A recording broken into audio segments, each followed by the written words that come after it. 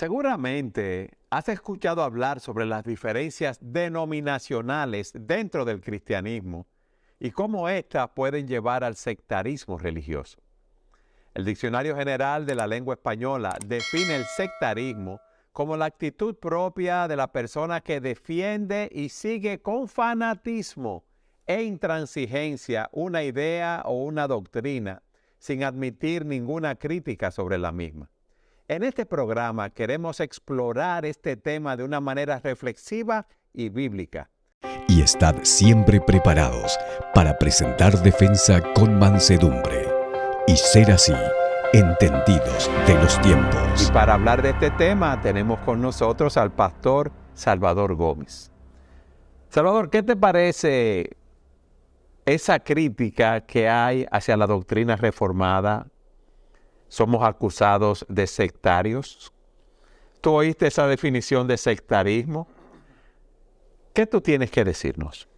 Agradecido una vez más de estar aquí en Entendiendo los Tiempos y poder hablar de estos temas relevantes, ¿no?, para nuestra vida cristiana. La verdad es que el cristianismo, la Biblia, trata acerca de enunciados, verdades, doctrinas, enseñanzas que hay que creer y abrazar, y hay que abrazarlas con firmeza. O sea, el hecho de yo creer con seguridad cierta enseñanza no significa que yo soy intransigente o que soy sectario. En la palabra de Dios, la palabra doctrina no es una palabra a la que tenemos que tener alergia, temor. Algunas personas dicen la doctrina divide, y entendemos lo que puede que estar detrás de esa declaración.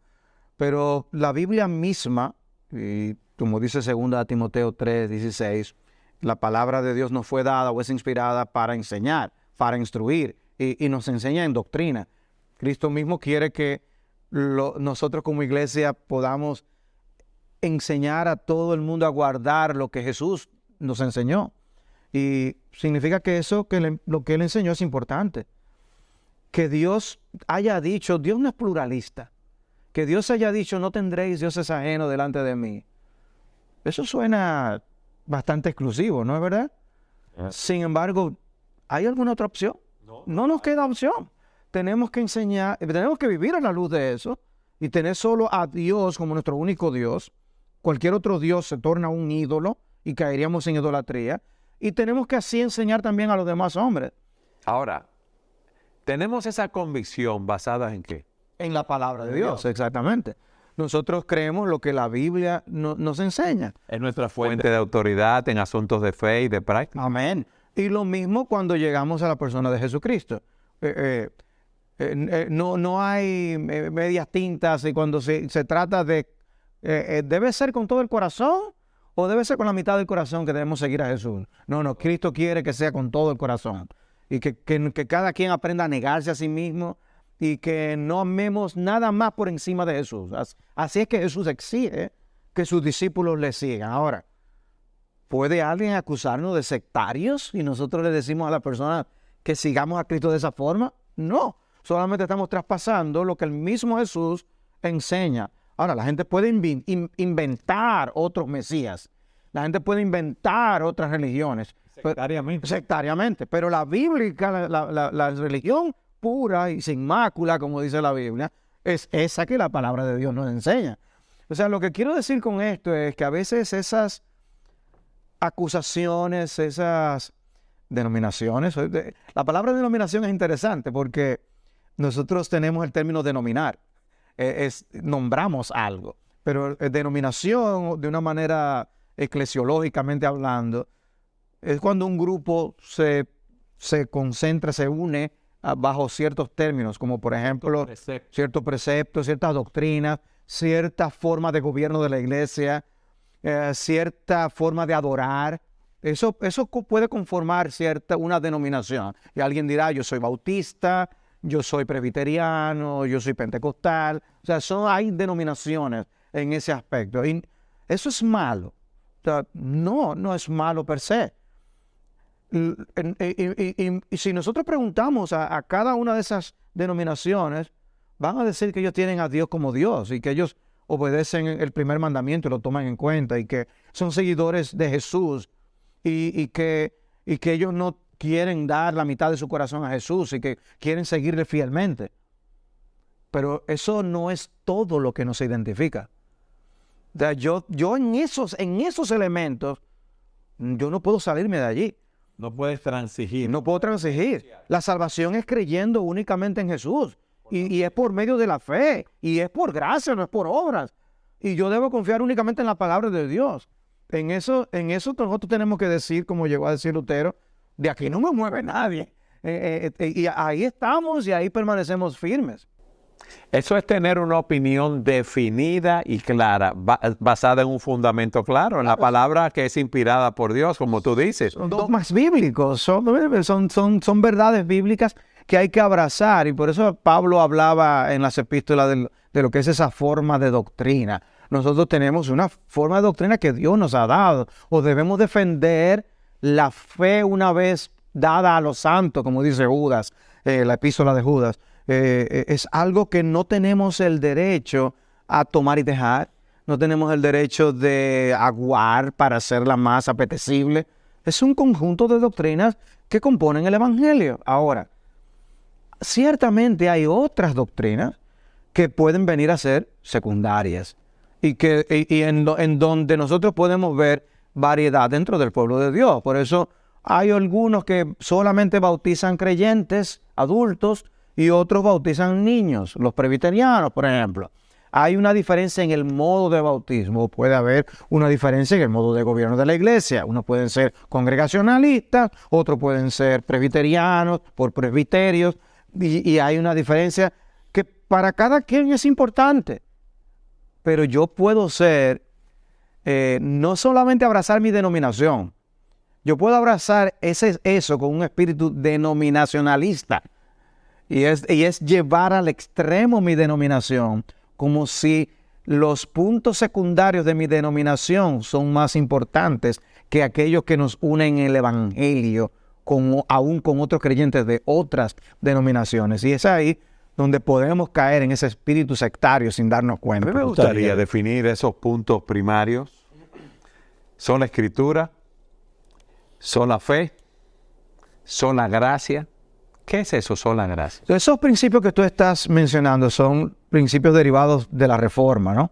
La Reforma protestante, que fueron principios con los que el Evangelio que estaba enterrado encima de toda la paja de la Edad Media fue desenterrado y sacado a la luz. Sola Escritura. ¿Qué es lo que queremos decir? Bueno, que en la Edad Media, y tristemente después ha seguido por los siglos, pero sobre todo en la Edad Media, nosotros podemos ver cómo las tradiciones eclesiásticas, las opiniones de autores de la Edad Media o previos, aún hasta filósofos, podían primar en cuanto a las convicciones de las personas. Por encima de las Escrituras. Por encima de la palabra de Dios. O sea, la palabra de Dios había sido, si podemos decirlo de una manera, echada a un lado. Nadie la leía. En las iglesias, lo que leían, a veces lo leían en latín. Las personas no conocían lo que era la palabra de Dios. Es cuando los reformadores empiezan a traducir las Escrituras, a ponerlas en el lenguaje del pueblo, que el pueblo pues viene a darse cuenta de lo que está pasando. Pero para eso Dios usó a muchos que estaban desde dentro del seno de la iglesia, como Martín Lutero, por ejemplo, y otros que fueron usados por Dios para la traducción de las Escrituras, un Guillermo Tyndale en Inglaterra, por ejemplo. Y estos reformadores vieron la importancia de la palabra de Dios y dijeron, es que la gente tiene que conocer lo que está aquí, porque es la única regla de fe y práctica segura. Me encantan las letras del himno, cuán firme cimiento se ha dado la fe. Es el fundamento de nuestra fe y de nuestra vida, de nuestras iglesias, lo que está en la palabra de Dios y no fuera de ella. Entonces, ¿qué es yo vivir con sola Escritura? Donde no es que yo solamente voy a leer la Biblia y que yo no leo ningún otro libro en mi vida. Esa no es la idea. La idea es que la regla autoritativa, la voz autoritativa, quien tiene derecho a decirnos cómo son las cosas, es Dios. Y Dios nos ha dejado eso en su palabra. La palabra debe ser el fin de toda discusión. Si yo tengo un escrito de una tradición aquí, que era lo que pasaba con los judíos, ellos elevaron sus tradiciones al nivel de la palabra de Dios y por eso añadieron tantos mandamientos que no son palabra de Dios y ataron la conciencia de los hombres. Eso mismo ocurrió en la Edad Media. Y los reformadores lo que hicieron fue decir, no, es la palabra de Dios lo que tiene que regular nuestras vidas y nuestras iglesias. Y es lo que nosotros decimos hoy. Y es lo que nosotros estamos enseñando en el día de hoy. Entonces, ¿por qué es el problema? Entonces, obviamente, eso no gusta a todo el mundo, pero creer eso no significa que somos sectarios, Eduardo. Creer eso no significa que para nosotros es más importante nuestra denominación que cualquier otra cosa en el mundo. Es simplemente que estamos abrazando la verdad de la palabra de Dios. Mencionaste sola fide.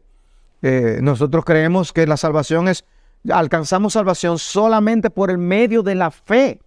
O sea, nosotros no confiamos en ninguna metodología humana fabricada por el cual alcanzar la salvación. Y es lo que señala la Escritura. Claro. Por gracia soy salvo por medio de la fe. Y esto no de vosotros, pues es un don de Dios. ¿Y qué pasa cuando nosotros decimos que nos salvamos por las obras? Es contrario a la Escritura. Y nos gloriamos a nosotros mismos, le robamos la gloria a Dios. Entonces, defender que la salvación solo es por la fe. ¿Cuál es el problema? No es sectarismo tampoco.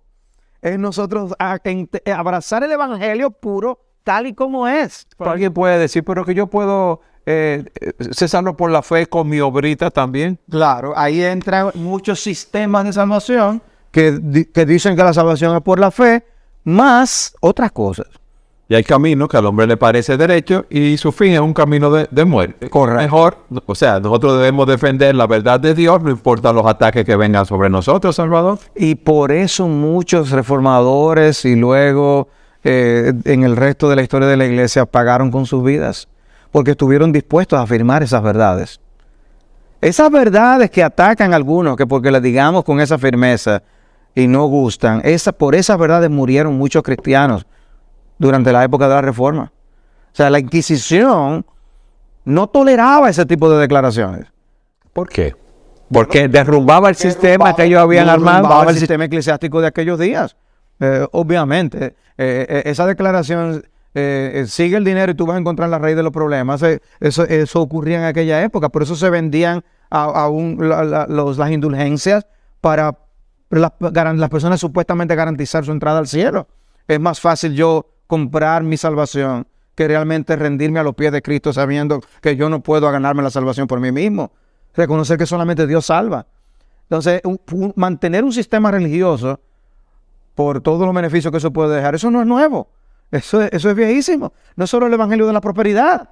Ahora, es humillante que le digan a uno que la salvación es por la gracia, que es un regalo de Dios, no por ningún mérito humano. Entonces, no solamente que tenemos sola escritura y sola fide, tú has incluido ahora sola gracia. Eso significa que no es por las obras, que el mérito por el cual nosotros podemos llegar al cielo no es nuestro. Nada bueno en nosotros. Es más, el que intente por alguna bondad suya alcanzar el cielo, en lugar de añadir, está restando. Y estamos perdiendo puntos si pudiéramos hablar en términos de puntos. Nos quedamos cortos para la gloria de Dios. Sí, la salvación es por las obras, pero únicamente por las obras de Jesús. Por eso debemos creer en Jesús. Porque solo lo que Él hizo y su vida es la que toma en cuenta, la válida. Solo Cristo. No hay otro nombre dado a los hombres bajo el cielo en el cual podamos ser salvos. Solo en el nombre de Jesús. En la sola escritura, el medio por el cual Dios nos ha hablado de su palabra, esa palabra nos dice que la metodología no es creada por el hombre, es por medio de la fe, no confiando en mí, confiando en Jesús. ¿Y confiando en qué de Jesús? Confiando en las obras de Jesús, en la vida y la muerte de Jesús. Eso solo es lo único que me puede a mí traer salvación. Sola escritura, sola fide, sola gracia. Y entonces, ¿qué seguimos nosotros teniendo como esas declaraciones de la Reforma? Solo Cristo. Yo soy el camino, la verdad y la vida. Nadie viene al Padre si no es por mí, dice el Señor. Una vez más, ¿qué hace el hombre? Añadir. Dice, no, sí, es por Cristo. Más Otra cosa. Entonces, el punto no es por exageración, no es por intransigencia, no es por creernos la gran cosa, es porque la palabra de Dios lo dice. Solo en Cristo hay salvación, no hay otro nombre bajo el cielo dado a los hombres en el cual nosotros podamos ser salvos. Hechos 4:12. Búsquenlo en sus Biblias si usted necesita buscarlo. Es que solo hay un mediador entre Dios y los hombres, Jesucristo hombre. Entonces, yo debo de poner toda añadidura aparte de Cristo por la cual yo pretenda alcanzar el favor de Dios y abrazar ese remedio que Dios ha provisto. Porque no es que Dios no haya provisto el remedio, Eduardo. Es que Dios lo proveyó en su propio Hijo. Y como bien dice el apóstol Pablo, si hubiera habido alguna otra manera posible para el hombre salvarse, Dios no hubiera entregado a su Hijo a la cruz del Calvario. Pero era necesario que Él viniera y muriera en la cruz del Calvario, porque no hay otra manera. Y ese método de salvación, eso le da gloria a Dios. Por eso los reformadores también decían, solo a Dios sea la gloria. Porque la gloria no es del hombre. El hombre no se puede robar esa gloria de la salvación. Entonces estamos hablando de doctrinas básicas, esenciales, que creerlas no es porque somos superiores. Nadie que cree estas cosas puede decir, yo soy más grande y más importante que tú. Es que la salvación Dios la da a lo que no es, como dice el apóstol Pablo.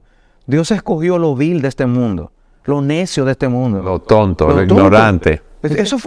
¿Por qué Dios hace esa descripción?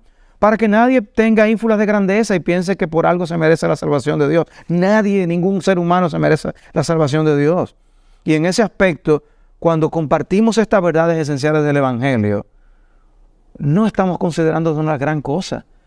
Es que es un mensaje que hay que proclamarlo. Y al proclamarlo y anunciarlo a los demás, es porque Cristo mismo nos dijo, vayan y digan a los hombres reconciliados con Dios. Él nos ha llamado a ser embajadores suyos. Y los embajadores no están para crear principios, acuerdos y leyes. Los embajadores anuncian lo que el rey dice. Y nosotros fuimos enviados por nuestro rey a anunciar a los pecadores reconciliados con Dios. No es porque seamos superiores. Es que somos gente, mendigos, que hemos encontrado pan en la única fuente que vale la pena, diciéndole a otros mendigos, ven para que tú veas dónde hay pan de vida para la salvación de tu alma. Entonces no nos vean, ni veas a otros que anuncien este mensaje como personas que son sectarios por eso, que lo que son unos fanáticos religiosos, porque son verdades inconmovibles. Si fueran cosas secundarias, y si fueran aspectos de qué tipo de canciones cantamos en nuestra iglesia, qué tan largos son los sermones de nuestras iglesias, en eso puede haber diferencia de criterio. Pero con el Evangelio no se juega. ¿Qué es lo que Pablo dice en Gálatas capítulo 1? Dice, mira, un ángel que viniera del cielo Y dice otro evangelio diferente. Sea anatema, sea maldito. Es solamente uno. Y de ahí nadie nos debe mover. Que nadie mueva a ninguno de nuestros oyentes de la firmeza del Evangelio. ¿Qué hacen esas doctrinas en la vida de una persona y de una sociedad, Salvador? Bueno, esas doctrinas desde la época de la Reforma transformaron sociedades. En Europa. Sabemos lo que pasó en Europa, Alemania, Inglaterra, a pesar de los inconvenientes que hubo con el anglicanismo y todo lo demás, pero surge el puritanismo, que después tienen que salir corriendo los puritanos hacia los Estados Unidos. ¿Y qué pasa en Estados Unidos? Se establece una sociedad en base a los principios fundamentales de la Reforma y también crea una sociedad de justicia, próspera, progresista y con tanta solidez que a pesar de por tantos años minar los fundamentos de la sociedad norteamericana, todavía está en pie. Está en pie por tomar prestado precisamente de esos principios judeocristianos. Y yo creo que las personas son ingratas en no reconocer el valor de esos principios como para ahora desecharlos y decir, no, nosotros queremos vivir como nos dé la gana y empezar a promover el movimiento LGBT, el movimiento trans, el movimiento woke, como si fueran las cosas que realmente la humanidad necesita. Y vemos cómo el permitir esos movimientos, ese resquebrajamiento de las convicciones, lo que está trayendo es una decadencia muy fuerte en esa sociedad. Bueno, Dios es el creador de los gobiernos. Nosotros vemos que Dios es el que quita y pone reyes, como dice el apóstol Pablo. Dios da directrices sobre cómo nosotros relacionarnos con aquellos que están en autoridad, porque tiene que haber un orden de vida. Y estos principios afectaron Europa y se desplegaron de luego en el mundo. Y su abandono son una manifestación de su importancia precisamente. Porque esas grandes naciones se están autodestruyendo. Y lo que nosotros nos espera, yo no sé lo que tendremos por delante. Pero darle las espaldas a Dios nunca le ha producido un bien a la sociedad. Que de verdad, o sea, lo que el cristianismo ha hecho a favor de la humanidad es incalculable. Y cuando nosotros colocamos a Dios en su lugar y cuando nosotros tenemos un orden de ley en las naciones, eso beneficia a todos los niveles a nuestros países, nuestras naciones. De manera que vamos a dejarnos llevar de la presión de que a algunas personas les molestan estos principios para nosotros decir, pues ok, vamos a acomodarnos. Es que con el evangelio no se juega, Eduardo. Vuelvo y reitero, en las cosas secundarias, si tú quieres podemos hablar y podemos tener diferencias, pero no llamemos sectarios a alguien que enseña los principios fundamentales del evangelio y de la palabra de Dios. Mientras que esos principios que sostuvieron esas naciones y la hicieron, como tú dices, naciones grandes, poderosas, progresistas, mientras esos principios se están resquebrajando, en América Latina hay un nacimiento, podemos decir, incipiente de esos principios y están habiendo cambios en muchos sentidos. ¿Qué tú nos dices acerca de esto, Salvador? Bueno, es ciertamente alentador ver, no en todos los países de Latinoamérica, tristemente hay una inclinación hacia movimientos de izquierda que uno no quisiera ver en el día de hoy. Pero hay un resurgir de la predicación de la sana palabra de Dios, de la predicación expositiva, de esos principios teológicos. Pero hay, diría, pequeños conglomerados de aquí y allá en diferentes países donde iglesias están surgiendo, iglesias con estos principios, que no necesariamente están ahora mismo haciendo que los principios reformados o de la reforma guíen a las naciones. Pero uno puede notar cuando hay líderes nacionales que empiezan a abrazar estas cosas, la diferencia que ocurre en sus países. Yo no sé cuáles son las convicciones personales que un Bukele tiene, por ejemplo, pero es evidente que hay un orden que él ha traído, tomando prestado principios judeocristianos en la manera como está ordenando el país. Y uno dice, ¿por qué otros países no lo hacen? ¿Por qué seguir moviéndonos en base a corrupción? ¿Por qué permitir que el narcotráfico sea lo que impere en muchos de nuestros países? Cuando nosotros sabemos que la verdadera prosperidad, la real, la duradera, es de otra forma, es porque somos pecadores, Eduardo. Es por el amor a la corrupción, el amor a la maldad, el amor al dinero, la codicia. Hace que las naciones, en lugar de abrazar estos principios, sigan teniendo estas cosas en sus principales órdenes y estamentos. Pero nos llena de esperanza saber que hay iglesias haciendo una diferencia. Y no podemos desesperanzarnos ni impacientarnos. ¿En qué sentido? De que hay que empezar a influir en las diferentes esferas, porque la iglesia de Cristo no es solamente lo que se ocurre los domingos, es lo que cada miembro de nuestras iglesias hace durante a lo largo de toda la semana en cualquier lugar donde nos desenvolvamos. Vamos a analizar eso. Se predica la palabra de Dios desde un púlpito, se predican estos principios, se enseñan tanto pública como privadamente a los miembros de la iglesia. Llegan personas que no conocen al Señor, reciben al Señor, se arrepienten de sus pecados, confían en Cristo para salvación, su vida empieza a ser transformada, pero lo que tú quieres decir es que esas personas no se quedan, no viven en la iglesia, No. tienen matrimonios, tienen familias, viven en barrios, en vecindarios, van a las universidades, a los colegios, a su trabajo, a sus empresas. ¿Y qué pasa allí entonces? Míralo a nivel de hogar, vamos a decir a nivel de hogar. ¿Qué ha pasado, por ejemplo, en los Estados Unidos con los barrios de negros? Que buscando promover el aborto, que es un comercio, han enfocado como una de sus metas esos barrios y ahora resulta que la población negra se reduce porque quieren reducir la población negra. ¿Qué pasa con los hogares donde nosotros quitamos a Dios de esas personas? Mayores divorcios. Mayores divorcios, niños criados con uno solo de los padres y cuidado. Y aumenta la criminalidad, la dependencia de las drogas. Eso por usarte un ejemplo de cómo hay intereses económicos, intereses políticos, atacan una sección de la sociedad. Pero ¿qué pasa cuando en esos segmentos hay hijos de Dios sólidamente establecidos, conforme a la palabra de Dios? Defienden sus principios, dan un testimonio, Van a trabajar, se oponen a lo mal hecho no van a ser dependientes del Estado. y lo llaman sectario. Eso es un problema, porque es que la luz ilumina y las tinieblas no aman la luz. Entonces, eso por usarte ese ejemplo, pero esa persona también puede ser un empresario.